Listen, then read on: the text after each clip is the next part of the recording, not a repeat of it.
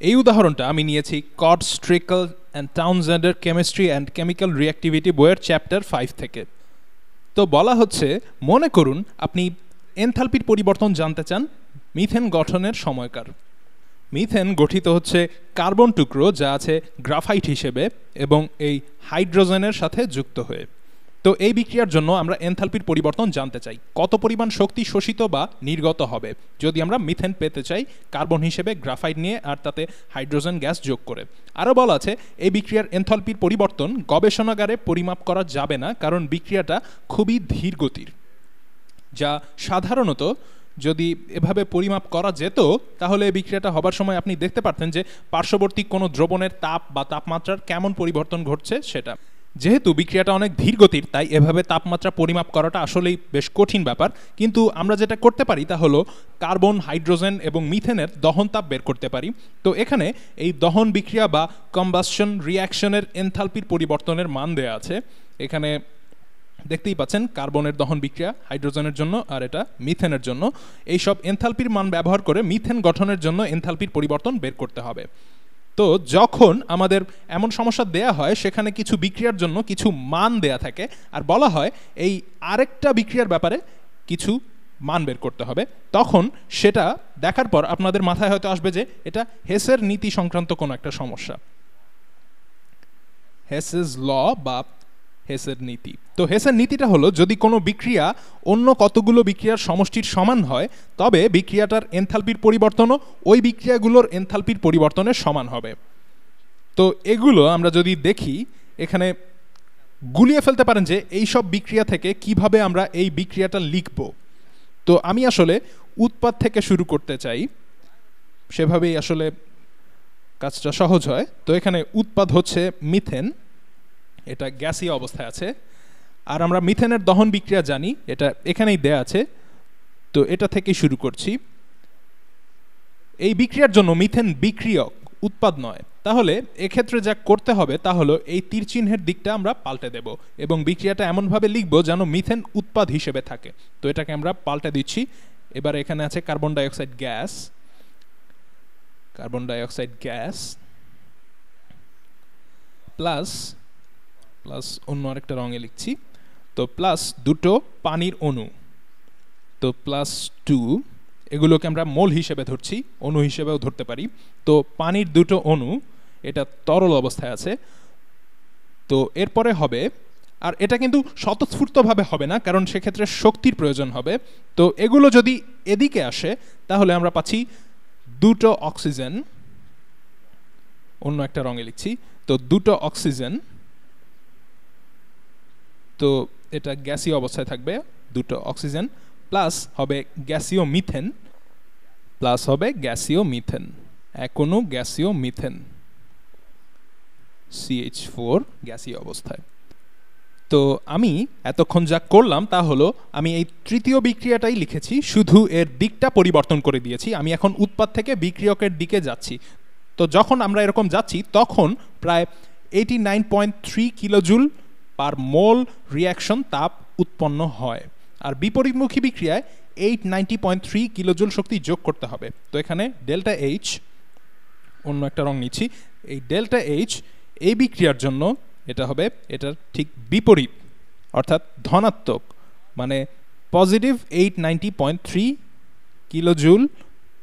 Kilojoule পার মোল reaction. তো আমি শুধু বিক্রিয়ার দিকটা পরিবর্তন করেছি। তাহলে এখন আমাদের কাছে কিছু একটা আছে যার উৎপাদ হচ্ছে আমাদের সমস্যাটারও উৎপাদ। তো এটা আমাদের উৎপাদ, শেষ পর্যন্ত আমরা এটাই পেতে চাই। তো এই বিক্রিয়ার জন্য কোনো উৎস থেকে কার্বন ডাই অক্সাইড আর কোনো উৎস থেকে পানি দরকার। তো কার্বন ডাই অক্সাইড আর এই পানি আমরা কিভাবে পাবো? এই বিক্রিয়া দুটো এখানে দেয়া আছে। এই দহন বিক্রিয়া থেকে কার্বন ডাই অক্সাইড আর এই দহন বিক্রিয়া থেকে আমরা পানি পাচ্ছি। এগুলো আবার লিখছি তাহলে নতুন করে। আমি প্রথমে অন্য একটা রং নিয়ে নিচ্ছি। তো গ্রাফাইট হিসেবে কার্বন থাকছে, এখানে কঠিন অবস্থায় কার্বন আছে। আর অক্সিজেনের জন্য আরেকটা রং নিচ্ছি, প্লাস অক্সিজেন, এটা আছে গ্যাসীয় অবস্থায়। এই বিক্রিয়ার ফলে আমরা পাবো কার্বন ডাইঅক্সাইড গ্যাস। তো লিখছি কার্বন, না এই রংটা না, অন্য আরেকটা রঙে লিখছি, আমরা পাবো কার্বন ডাই অক্সাইডের গ্যাসীয় অবস্থা। তো এই বিক্রিয়ায় যদি কার্বন ডাই অক্সাইড গ্যাসের এনথালপি থেকে এই বিক্রিয়কগুলোর এনথালপি বিয়োগ করা যায় তবে একটা নেগেটিভ সংখ্যা আমরা পাবো। তার মানে এটার এনথালপি কম, মানে শক্তি উৎপন্ন হয়েছে, কারণ এখন সিস্টেমে শক্তি কম আছে। তো এটাই আসলে এনথালপি পরিবর্তনের মান। তো এখানে এনথালপির পরিবর্তন হবে, এই বিক্রিয়ার জন্য এনথালপির পরিবর্তন ঠিক এখানে, এটা প্রথম বিক্রিয়া। তো এখানে এটা সমান -393.5 কিলোজুল পার মোল রিঅ্যাকশন বা প্রতি মোল বিক্রিয়ার জন্য, এভাবেই হিসেবটা করা হয়। তো এই পরিমাণ শক্তি আসলে নির্গত হবে, এটাই আমাদের এনথালপির পরিবর্তনের মান। তো এভাবে আমরা কার্বন ডাই অক্সাইড পেলাম। এখন এই পরিমাণ শক্তি নির্গত হবে আর আমরা এটার ব্যাপারে জেনে গিয়েছি, কিন্তু আমাদের পানিও দরকার। তো এই বিক্রিয়া থেকে আমরা পানি পাবো, এটা হাইড্রোজেনের দহন। তো এখানে আছে, আমি এখনো হাইড্রোজেন লিখিনি, নতুন একটা রং নিচ্ছি, না এটা নতুন না, নীল রং নিচ্ছি। তো এখানে আছে হাইড্রোজেন গ্যাস, এই বিক্রিয়াটাই আবার লিখছি এখানে। তো hydrogen gas plus half oxygen, half বা অর্ধেক অক্সিজেন। তো এটা থেকে আমরা পানি পাবো, পানি পাচ্ছি H2O, এখানে তরল পানি উৎপন্ন হচ্ছে, পানি তরল অবস্থায় থাকবে। তো এখন এই সংখ্যাটা লেখার আগে দেখে নেই যা যা দরকার সব আমরা পেয়েছি কিনা, যেগুলো এই বিক্রিয়া হতে প্রয়োজন। তো এই মিথেন গ্যাস পেতে আমাদের যা যা দরকার, আমাদের লাগছে 1 মোল বা 1 অণু কার্বন ডাই অক্সাইড, আর এই বিক্রিয়াটা কার্বন ডাই অক্সাইডের উৎপাদন বিক্রিয়া, তো এটা আমরা পেলাম। আর লাগবে 2 অণু পানি, এখন এই বিক্রিয়া থেকে মাত্র 1 অণু পানি আমরা পাচ্ছি, তাহলে এই বিক্রিয়ার দুদিকেই 2 দিয়ে গুণ করে দেব। তো এখানে 2 আর এখানে 2 দিয়ে গুণ করলে এটা বাদ পড়ে যাবে, কারণ 2 × হাফ হচ্ছে 1, তো এখানে আরেকটা 2 হবে। তো এখানে আমি দ্বিতীয় বিক্রিয়াকে 2 দিয়ে গুণ করছি, তো এখানে 1, এখানে 2, আর যেহেতু দ্বিগুণ বিক্রিয়া সংঘটিত হচ্ছে তাই 2 দিয়ে গুণ করছি, তাই এই ডেল্টা এইচ বা এই বিক্রিয়ার এনথালপির পরিবর্তনের মান এখন এটার দ্বিগুণ হবে। তো হিসেব করে ফেলি, তো এটা সমান হবে -285.8 গুণ 2। তো এই পুরো বিক্রিয়ার জন্য আমরা পেলাম -571.6, তো এটা সমান -571.6 কিলোজুল পার মোল রিঅ্যাকশন। এখন দেখে নেই এই বিক্রিয়াগুলোর সমন্বয়ে আসলেই এই বিক্রিয়াটা হচ্ছে কিনা, মানে ওই বিক্রিয়াটা আমরা পাচ্ছি কিনা। এটা করার জন্য এই ওপরের অংশটা কপি পেস্ট করে নেব, কারণ এখানে একটা ধারাবাহিকতা থাকা ভালো। এটা করা জরুরি না, কিন্তু এভাবে করলে বুঝতে সুবিধা হবে। তো কপি পেস্ট না করে কাট পেস্ট করে ফেলি, তো কাট পেস্ট করে ফেললাম। এবারে চলুন দেখা যাক আমরা কাজটা করব এটা দেখার জন্য যে এই বিক্রিয়াগুলো থেকে শেষমেশ আমরা এই বিক্রিয়াটা পাবো কিনা। তাহলে আগে দেখি কিছু বিক্রিয়ক আর উৎপাদ কাটাকাটি করা যায় কিনা। তো এখানে কার্বন ডাই অক্সাইড উৎপন্ন হচ্ছে, এই 1 মোল বা 1 অণু কার্বন ডাই অক্সাইড পরে এই বিক্রিয়াটায় ব্যবহৃত হচ্ছে। তো এখানে উৎপন্ন হচ্ছে আর এখানে বিক্রিয়া করছে, তো এটা বাদ পড়ে গেল। আবার দেখাচ্ছি, তো এটা উৎপন্ন হলো আর এটা এখানে বিক্রিয়া করলো।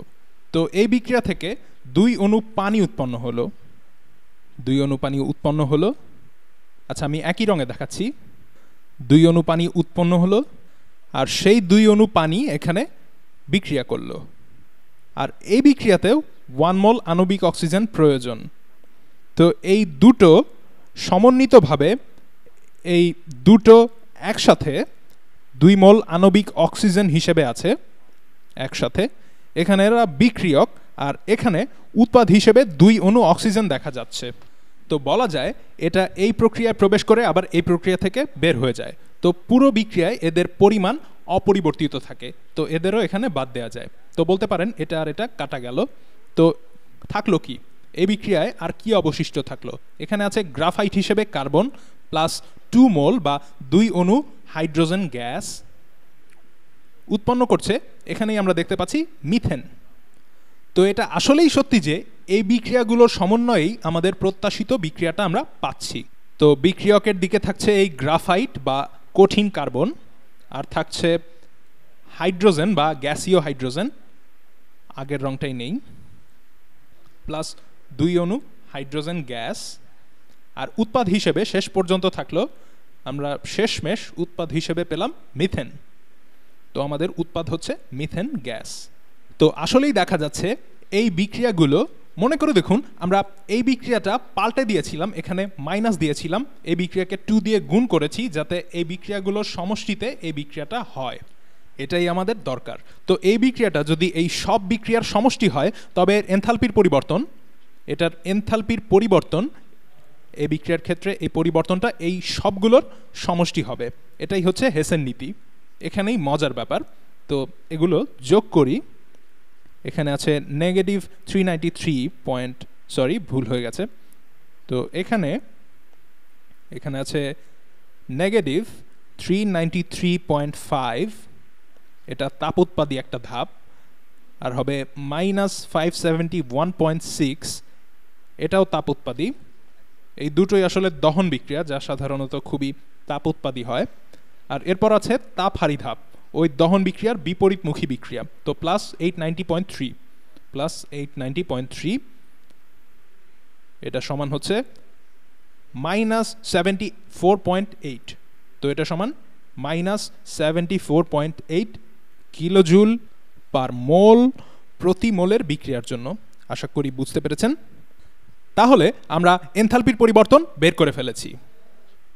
আর এটা হচ্ছে একটা তাপোৎপাদী বিক্রিয়া, যদিও সেটা এই তাপোৎপাদী বিক্রিয়াগুলোর মতো নয়, তবুও এটা খুবই সামান্য পরিমাণে তাপ উৎপন্ন করবে। তো পরের ভিডিওতে সবার সাথে আবার দেখা হবে।